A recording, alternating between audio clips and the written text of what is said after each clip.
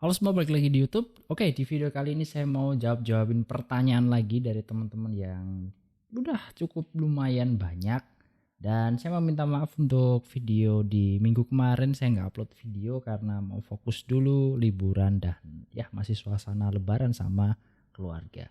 Oke, kita langsung aja mulai untuk pertanyaan yang pertama. Pertanyaan pertama dari Yanwar Nirwanto. Bang, saya pakai ini ayam sama pakai Hibi R3 Gen 2. Penasaran mau pakai yang jack 4,4 mm-nya apa ada yang jual kabelnya?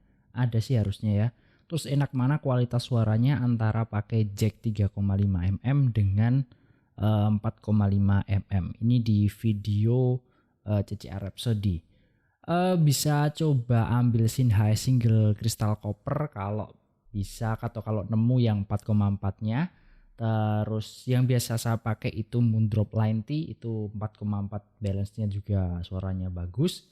Atau kalau mau naik lagi bisa Tripowin Noir yang dia modular. Atau mau custom juga bisa kalau budget udah 500 ribuan, harusnya kayaknya mending custom aja deh daripada beli Tripowin Noir. Ya, Noir memang lebih fleksibel karena jacknya dia modular. Terus kalau lebih enak mana, biasanya 4,4 itu lebih bagus daripada single ended 3,5 mm-nya. Setidaknya powernya lebih besar yang berdampak ke volumenya yang lebih kencang. Itu ya. Terus pertanyaan yang berikutnya, yang kedua dari Yudi. Bang, sama EPZ Q1 Pro vokalnya sweet mana? Ini di video Edison Heart Mirror Zero. Kalau ditanya sweet, sebenarnya saya lebih pilih CCA Duo ya untuk sweetnya vokal. Tapi kalau antara EPZ Q1 Pro sama Heart Mirror Zero, saya lebih suka Q1 Pro karena lebih lebih balance aja, bassnya nggak setipis di Heart Mirror Zero. Pertanyaan berikutnya lagi, yang ketiga dari Someone Help Me, namanya. Upgrade dari 1 juta ke 1 juta plus sampai 2 juta ke notice nggak bang? Apa sama kayak dari 300-an ke 700 ribuan? Oh, upgrade ayam, harga dari ayam 1 jutaan ke 1 juta plus plus sampai ke 2 juta ini maksudnya. Sepengalaman saya tetap berasa dan masih mudah untuk ke notice dari 1 juta ke 1 juta plus plus ke 2 juta, 2 juta kecil ya. Itu masih oke, masih bisa ke notice. Walaupun mungkin apa yang kita bayarkan itu nggak mendapatkan value sebesar atau sebanyak kalau dari 200 ribu terus ke 700 ribu. Kan kayak Soundnote Zero atau One Earth naik ke C3 atau ke Rhapsody, kan itu berasa tuh drastis perbedaan levelnya. Di range 1 juta plus ke 2 juta kecil mungkin ya, dari EM6L misal ke kemana, SR5 misal, naik itu secara teknikalitas naik, cuman nggak sebanyak yang tadi saya contohkan. Terus pertanyaan berikutnya ini panjang banget dari Chris. Saya pernah coba KZDiFi dan suaranya mendem. Apakah karena isu umumnya yang bikin suaranya imba dan mendem? Mungkin bisa karena isu itu atau bisa juga karena faktor lain, saya juga nggak tahu. Sampai bikin kesan saya ke produknya KZ itu jelek banget. Yang pertama KZ ZSN yang nggak karuan suaranya, oke. Terus KZ lupa namanya, kabelnya nggak detachable, isinya cuma bass tapi bassnya ampun mendem dan tipis banget, suara lainnya berasa kayak headset counter 15.000. Oke, kita bacain aja ya.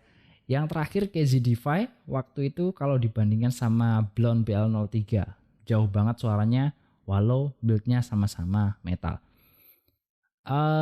Di sini kayaknya dia suka yang cukup ngebas karena bandinginnya Blonde BL3 lebih bagus dari KZDiFi. Ya nggak masalah sih, it's okay. Selera orang beda-beda. Sekarang pakai Soundnote Zero, ganti filter plus ganti kabel. Suaranya mantap, airy dan nyaman. Padahal sudah pernah pakai Blonde, Kiwi Ears, SimGod, Kinera sama Moondrop May. Tapi cuma Soundnote Zero OG ini yang oke di telinga. Kok saya jadi agak bingung sama seleranya. Device sama Soundnote Zero itu secara tonal mirip loh. Kalau Blonde itu malah mid bassnya lebih gemuk kalau dibandingkan sama SoundNote Zero ataupun KZDivi. Katanya sih Sonus adalah upgrade SoundNote Zero, tapi males banget buang uang ratusan ribu buat suara yang gak jauh atau gak 100%. Paling upgrade-nya cuman build quality sama aksesoris. Gini ya, bersyukur aja bro, udah bisa cocok di SoundNote Zero, cocok di situ, murah, udah kupingnya udah enak, udah nyaman. Ya gak masalah. Banyak orang yang malah nyari-nyari terus, nggak dapet, nggak nemu-nemu seleranya seperti apa. It's okay kok, nggak masalah kalau nggak upgrade ke yang lebih mahal. IM itu perangkat audio buat dinikmatin suaranya. Kalau udah cocok, ya alhamdulillah, selamat.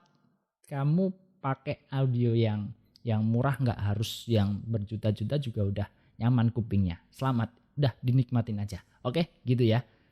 Terus berikutnya lagi ada dari Isa M Jati. Bang, saya punya Blonde XHBB Z300. Apakah worth untuk geser ke tin HV C3 atau langsung lompat ke sejuta aja yang tuningnya mirip-mirip? Cocok sih pindah ke C3, lebih beres suaranya, midnya lebih clear, lebih bening kalau dibandingkan sama Z300. Saya nggak apa ya, kurang impress, nggak terlalu suka sama Blonde Z300. Lebih oke, midnya lebih clear di C3. Beli C3 aja nggak apa-apa, ganti ear tipsnya. Terus kalau masih ada budget ya mungkin beliin DAC biar lebih maksimal suaranya.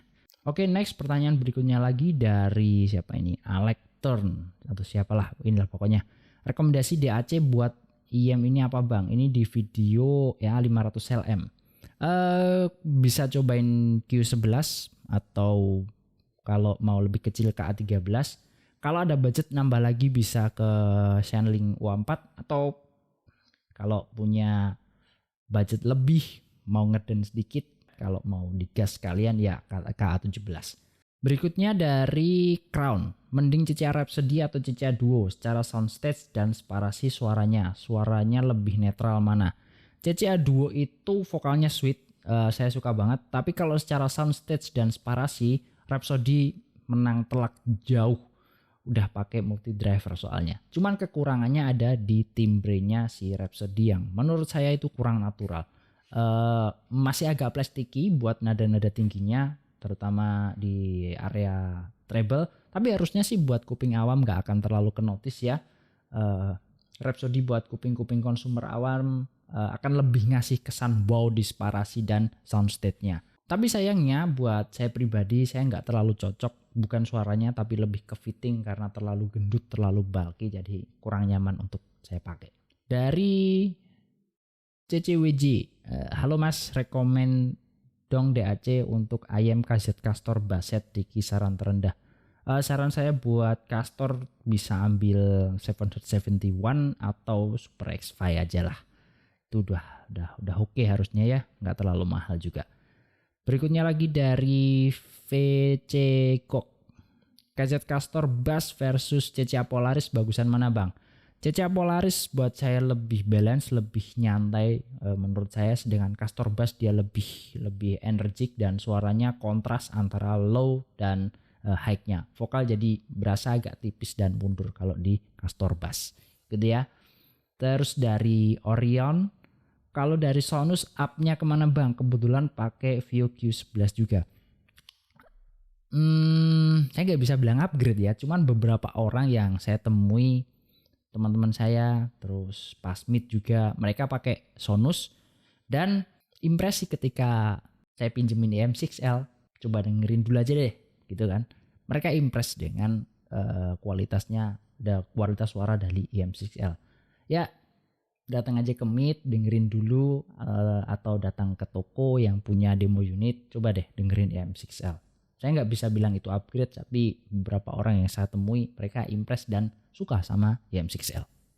Nah terakhir nih dari Bos Ari, saran bang, IM sejutaan bass menggelegar tapi diajak ugal-ugalan nggak ketinggalan kicknya. Serba salah kalau EQ manual, IM yang bawaan tonalnya sekedar bass boost. Agak ngadi-ngadi gak sih pertanyaannya? kayak dua hal yang berbeda. Biasanya bass menggelegar itu kan butuh ekor bass, butuh sub bass yang cukup panjang ekornya. Sedangkan kalau mau galugalan itu butuh ekor atau decay sependek mungkin biar kick drumnya nggak keteteran dan masih bisa ngejar. Ya kalau dipaksain jawab mungkin bisa ke Moondrop May yang dia masih pakai dynamic driver untuk bagian low frekuensinya, atau EA500 LM, entahlah, atau gini, cobain Hidis MP145 ya. Coba Hidis itu planar, harusnya sih bassnya cepet tapi nampol lumayan nampol juga.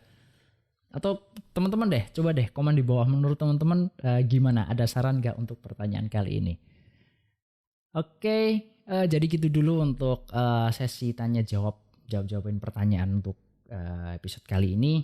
Thank you udah nonton sampai akhir. Buat teman-teman yang pengen nanya silahkan komen aja di kolom komentar di bawah. Nanti kalau ada waktu, saya sempetin deh buat video yang kayak gini lagi.